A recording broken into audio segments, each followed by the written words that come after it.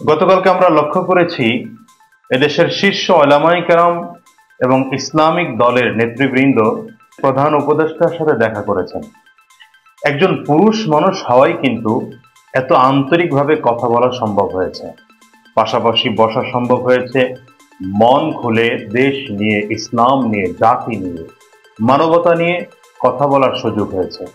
একজন নারী হলে কিন্তু এই দৃশ্য আমরা বাংলাদেশের জনগণ কখনোই দেখতাম না। দেখুন, রাসূলুল্লাহ সাল্লাল্লাহু আলাইহি ওয়াসাল্লাম হাদিস শরীফের মধ্যে বলেছেন, লা ইউফলিহা কওমুন ওয়াল্লাহু আমরাহুম ইমরাআতুন। এটা সহিহ বুখারীর 4425 নম্বর হাদিস।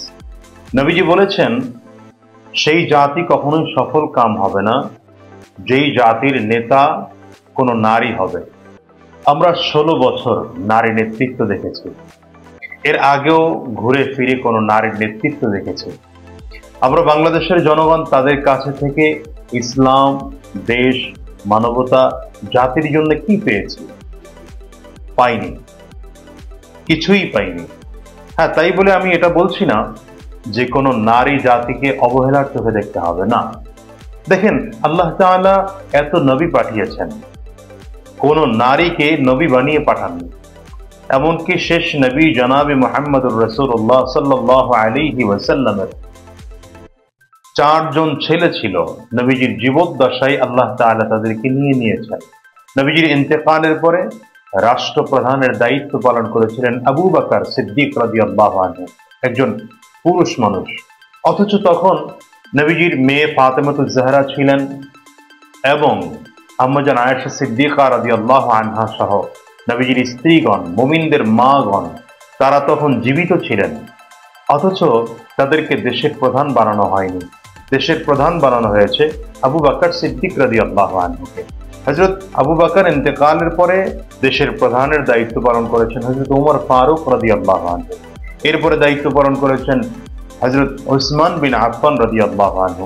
এরপরে দেশের প্রধানের দায়িত্ব পালন করেছেন হযরত আলী রাদিয়াল্লাহু আনহু। বিষয়টা কি? বিষয় হচ্ছে, দেশের প্রধান কোন নারী হওয়াটা ইসলাম পছন্দ করে না। নারী জাতিকে আল্লাহ তাআলা বানিয়েছেন মায়ের জাতি, বোনের জাতি, কন্যার জাতি, স্ত্রীর জাতি।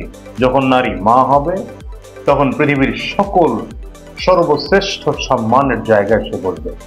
যখন কোনো নারী স্ত্রী হবে, একজন পুরুষের সব থেকে ভালোবাসার পাত্র সে মানুষ হবে। যখন কোনো নারী বোন হবে, তখন সে স্নেহের সর্বোচ্চ আসনে সে বলবে।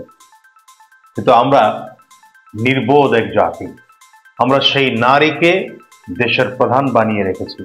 অথচ এই নারী, সে তার বুদ্ধি আর বিবেক দিয়ে দেশ চালাতে না পেরে গোটা দেশটাকে রসাতলে ফেলে দিয়েছে। এজন্য আসুন প্রিয় দেশবাসী, পরিবর্তনের সুযোগ এসেছে, পরিবর্তনের জায়গা তৈরি হয়েছে। ছাত্র গণ অভ্যুত্থানের মাধ্যমে একটি পরিবর্তনের সূচনা হয়েছে বাংলাদেশে। আসুন আমরাও পরিবর্তনের স্বপ্ন দেখি। এবার পরিবর্তন হবে, আগামীর দেশ ইসলামের দেশ হবে, আগামীর দেশ মুসলমানদের দেশ হবে।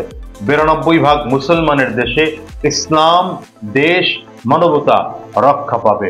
দেশের প্রতিটি নাগরিকের পক্ষে কথা বলার মতো একজন পুরুষ শাসককে আমরা নির্বাচিত করব। আল্লাহ আমাদের সকলের